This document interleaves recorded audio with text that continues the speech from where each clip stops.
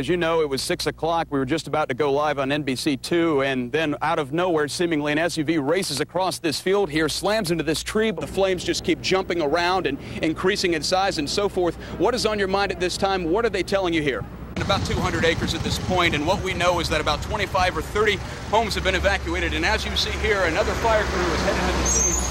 Trying to get a handle on this. They said, listen, with all this wind, with all this humidity, we're at zero containment. This is the second crash of its kind that has taken a person's life along this stretch of road in the last 24 hours. Slows his car down, but all of a sudden, bam, he's hit with one of these construction spotlights that we all see on the causeway. Could actually wriggle out of those cuffs, stick his hand through the window, and free himself from the police car. Patrick.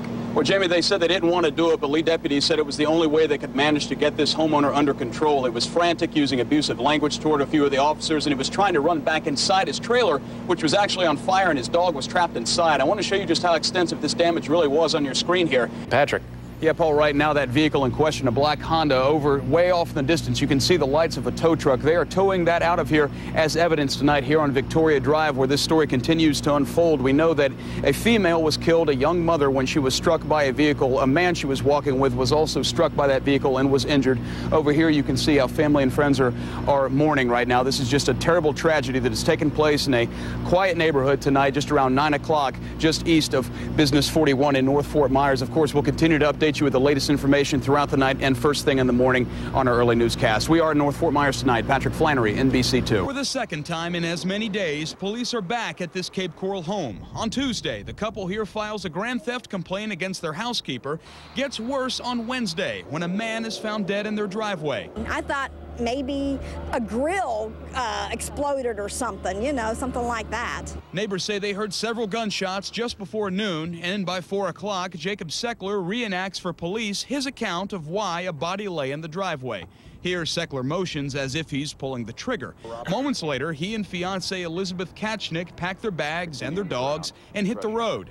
We trail their Cadillac for about 10 minutes, and we catch up with them outside the ABC store on Del Prado. Police tight-lipped tonight on the investigation, but we get this straight from Jacob Seckler. I shot the guy, he's dead, and I'm not very happy about that, but we gotta have done it for good off, okay? It was self-defense? It was self-defense, yeah. What did the police tell you about that? They said you were okay with that? Yes. Seckler, telling us he was headed to a hotel tonight, says he didn't know the victim who came onto his property. He'd never seen him until this morning, and adds only this about the argument. I was fighting with two guys to get the gun out of their head, and then I got the gun out of it. What's more, Seckler tells us he shot the man with the victim's gun. Seckler then becomes very upset with our questions and refuses to answer anymore.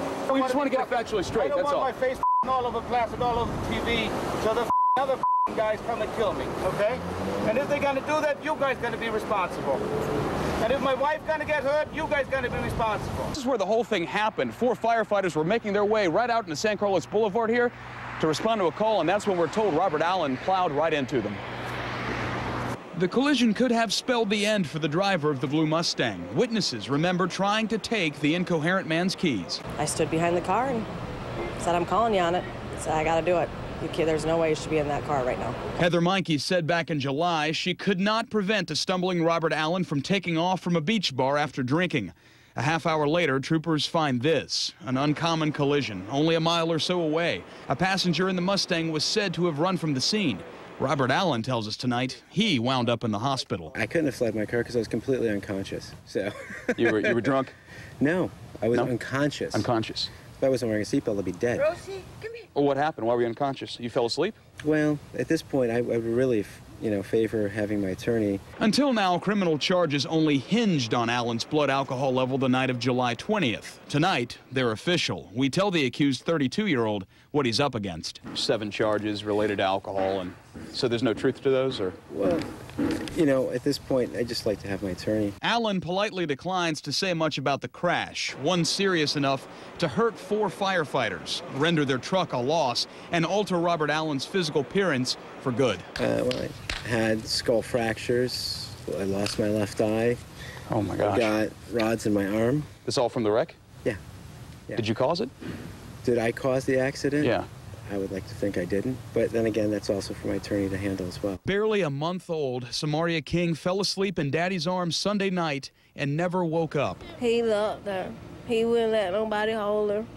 I really can't say, I can't explain it, how much he loved her. Thinking she heard Samaria crying in the other room, her Aunt Chaka bolted from the bed to find 200-pound Soli sleeping on top of his newborn daughter.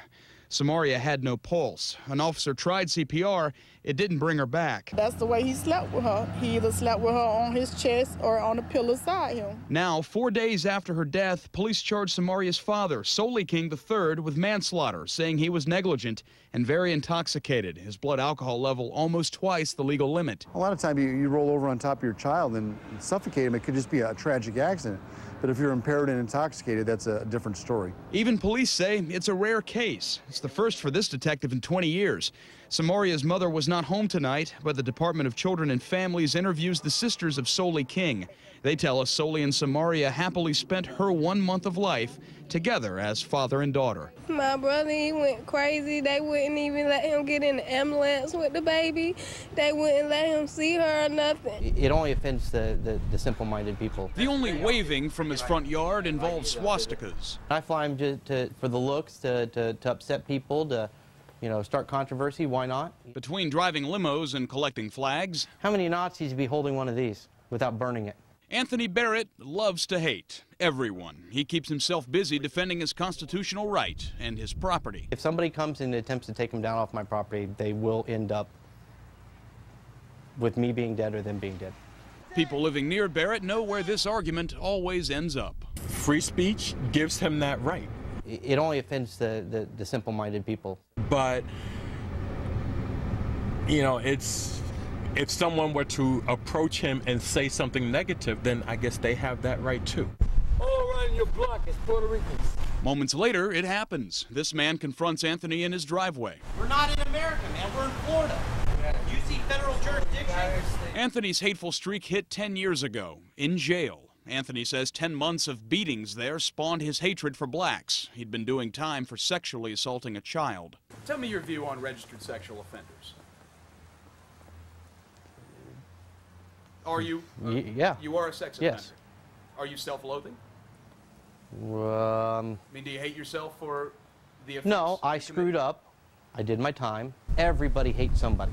But this somebody hates everybody, like nobody else. It's because it's ignorance, it's stupidity. They don't know any better. And Anthony's letting his flags do most of the talking. Birthday, anniversary, celebration, whatever. It began with a bang and a buck from an offbeat customer. I asked, why did you do that? And he said, just for the fun of it, just to see what'll happen. You can see what happened. They've weathered hurricanes and hanging chads. I picture there's going to be all these dollar bills on the wall. But all these dollar bills are now catching heat over their flammability. That's our ambiance. That's our history. 7,000 of them plaster the walls. Let's see here. Todd and Jim ate here. Enough to order up 700 of Clancy's famous meatball subs. Stapled here by the regulars. I'd say about 18 years ago. Back for another meal and another look. Don't even remember where you put it.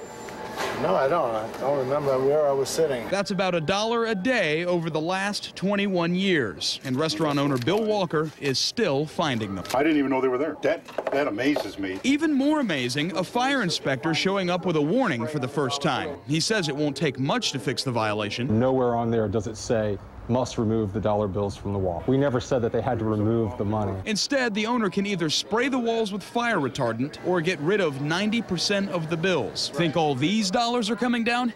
Bill says don't bet on it. I'd have a lot of explaining to do to customers as they come in and say, what happened? Hello and thank you for watching NBC2 Weather Plus. We are your only 24-hour weather and news channel in Southwest Florida. I'm Patrick Flanary and we are following Cape Coral police while they investigate a sex assault case near a gas station. Kate Ekman taking us now to the Cape's busiest intersection. During the day. That was Kate Ekman reporting there. Tonight, a broken vintage aircraft sits at an ex-warplane facility in Arcadia. Earlier today, it collided into two cars near Edison Mall. That's in Fort Myers. The pilot and his passenger had just taken off from Page Field when the two-seater began to shake. The pilot tried to land in an empty spot near Macy's. He fell short and crash landed in the middle of the parking lot next to a restaurant.